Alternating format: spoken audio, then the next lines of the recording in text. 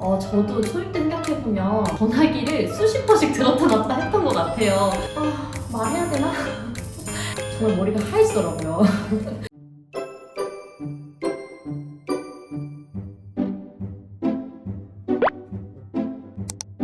안녕하세요. 오늘 우리 예비 교사들을 위해서 정보를 알려드릴 교사 송선아입니다.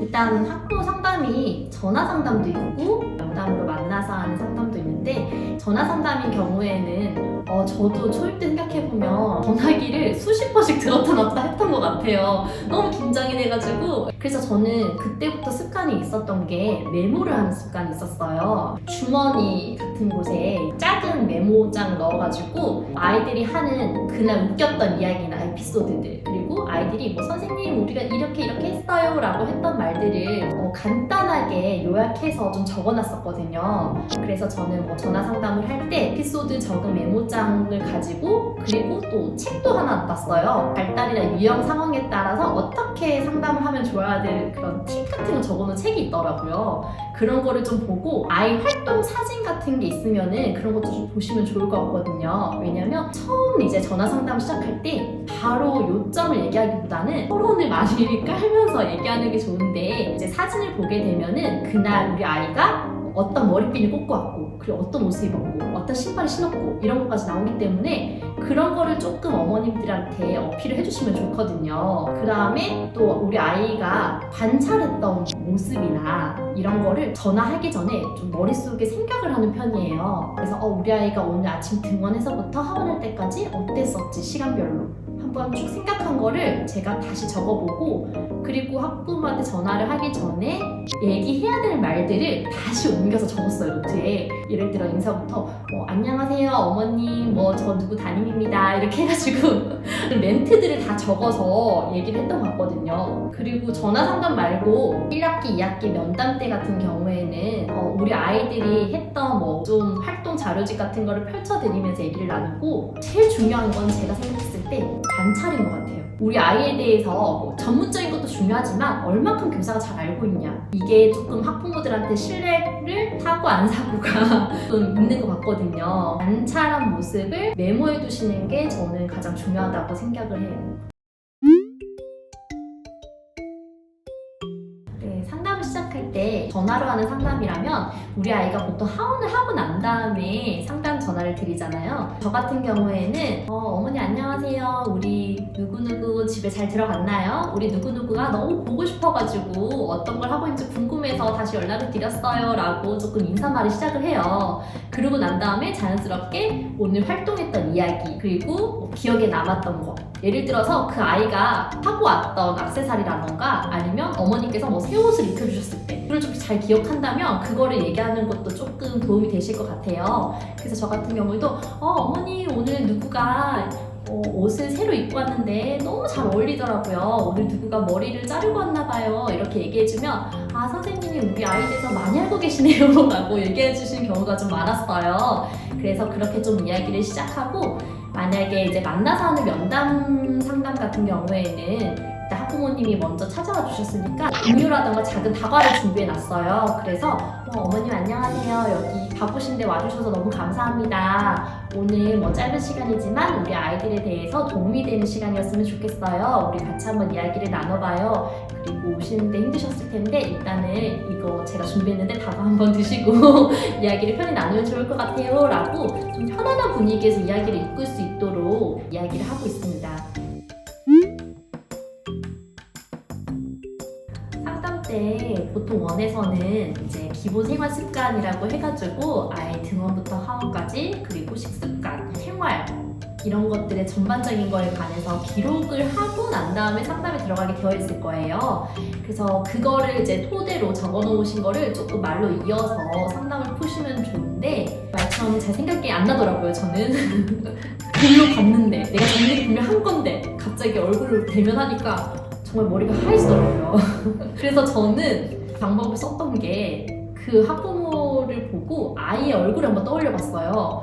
그래서 아이가 하는 주로 행동이나 그 다음에 습관, 생활을 할 때 어떤 말들을 주로 하고, 그런 것들을 조금 생각해서 얘기를 드렸었거든요. 어머니께서 가장 궁금하신 게 그런 걸 거예요. 어린 연령이라면 보통 아이가 잘 놀고 아이들과 친하게 지내고 잘 생활하는지, 그리고 조금 이제 뭐 7세나 학교를 앞둔 아이들이라면 잘 따라가고 있는지 학습에, 그래서 그런 거에 좀 초점을 두고 얘기를 하시면 좋을 것 같아요.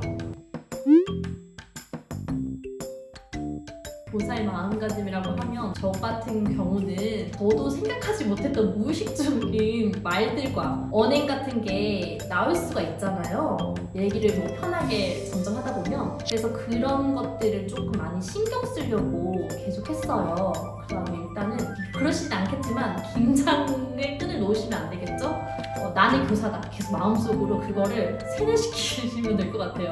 이제 학부모님들이랑 물론 처음에 어머니 이렇게 오셔서 뭐 힘드셨죠 어쩌고저쩌고 하다 보면 조금 편하게 이야기가 이어질 때도 있어요. 그러다 보면은 뭐 해서는 안 되는 이야기를 하는 경우도 있고 뭐 사적인 얘기를 할 경우도 생기고 하거든요. 그럴 때는 선을 지키셔서 경험을 이야기해서 조금 분위기를 푸는 것도 좋지만 나는 교사라는 계속 생각을 하면서 조금 전문적인 얘기를 해야지? 학교 다닐 때 배웠던 단어 중에 전문적인 거 뭐가 있을까? 그런 거를 조금 생각하면서 하시면은 좋을 것 같아요. 어렵죠? 가장 어려운 것 같아요, 그게. 저도 가장 어려웠어요. 아이들이 지내면서 물론 잘 지내지만 아이들인지라 대화에 이제 익숙하지 않고 생각했던 것만큼 표현이 잘 되지 않고 서툰 부분이 있기 때문에 당연히 뭐 트러블이 생길 수도 있고 문제 행동이라고 하기까지는 조금 어렵지만 그런 행동을 보일 때도 있잖아요. 저도 그때 말해야 되나? 이걸 말하면 학부모님들이 많이 언짢으실 텐데 말하지 말까? 그러기엔 또 이 부분은 또 어머님들이 알고 계셔야 되지 않을까? 정말 수백 번도 고민을 했던 것 같아요. 그래서 저는 권한들 드릴 때 좀 그거를 둘러서 말하는데 일단은 좋은 얘기를 많이 해야 돼요. 부정적인 얘기 하나를 위해서는 저는 9가지를 정말 좋은 얘기를 생각했던 것 같거든요. 이제 그날 하루의 모습이 아닌 평상시에 우리 아이가 잘하는 부분이나 그 다음에 이런 점이 되게 좋았어요. 뭘 잘해요? 라든지 좀 구체적인 칭찬과 함께 좀 좋은 거를 얘기해 주시다가 어머니 이런 것도 참 잘하고 이런 게 너무 좋고 한데 그런데 이런 부분을 제가 조금 어려워하는 것 같아서 도움을 줬어요. 이런 부분에 있어서 조금만 도움을 주면 좋을 것 같아요 라고 좀 둘러서 얘기를 하거든요. 그리고 저는 항상 생각했던 게 뭐 얘기를 하기 전에 내가 만약에 학부모였으면 좀 어땠을까? 이런 말을 들었을 때 상처가 되진 않을까? 난 이 말을 할 건데 이 말을 들었을 때 기분은 어떻지? 그러면서 좀 그걸 둘러서 얘기를 했던 것 같아요.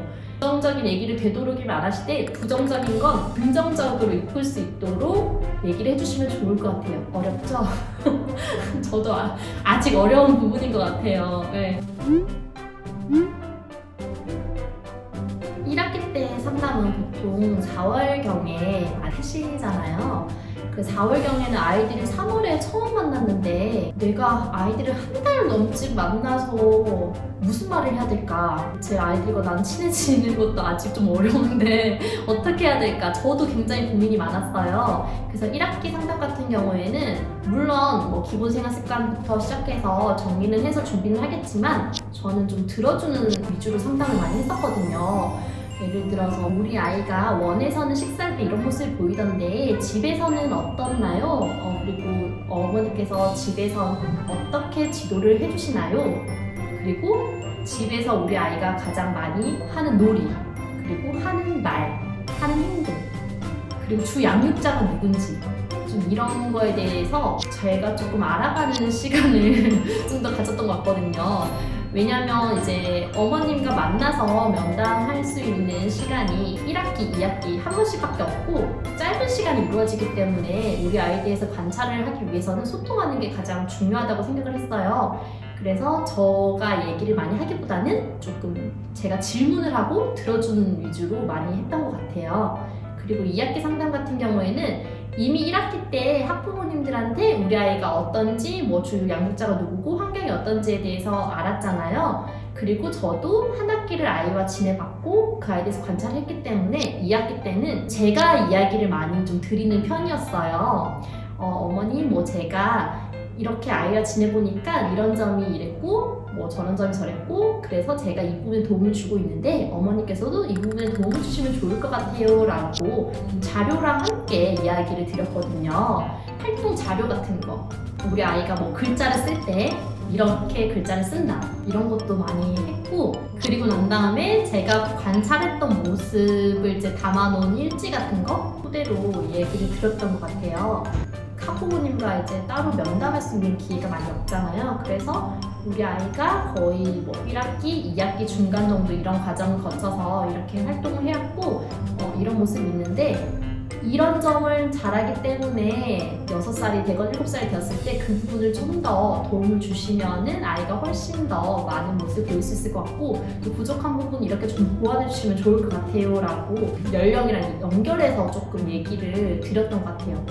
특히 초등학교 입학 앞두고 있는 7세 학부모들 같은 경우에는 2학기 때 정말 걱정을 많이 하시는 게 제가 들었던 질문 중에서는 글을 몰라요. 학교 가는데 남들은 다 글자 하는데 글자 몰라요. 그 다음에 수를 잘 몰라요. 어떻게 뭐 더하고 빼고 이런 거 잘 모르는 것 같아요. 그러니까 이런 거 학습적인 부분 되게 걱정 많이 하시거든요. 오히려 교육관계보다는. 그랬을 때 그 부분에 대해서 어떻게 하면은 조금 더 보완할 수 있고 도움을 줄 수 있을지에 대한 팁을 조금 얘기를 드리거든요. 초등학교를 연계해서 요즘에 초등학교에도 이런 식으로 수업이 진행이 되고 있기 때문에 1학년은 그래서 이런 식으로 좀 준비를 해가시면 도움이 되지 않을까요? 라고 조금 얘기를 드리는 편이에요. 저는 되게 어려웠어요, 진짜 엄청 크시고 가장 어려운 학부모 유형은 저는 만약에 아이의 뭔가 문제 행동이나 조금 좋지 않은 이야기를 하시는 경우가 생기신다면 우리 애가요? 어머 안 되겠네. 뭐 선생님 뭐 어떻게 알아 우리 아이에 대해서 뭐 봤어 그런 거? 만약에 남자친구가 계시다면 절대 그 근처는 가지 않으시길 뭐라고 말씀드려야 할지 모르겠는 거예요 그때는. 저 어린 사람 선생님인가? 그래서 저도 모르게 순간적으로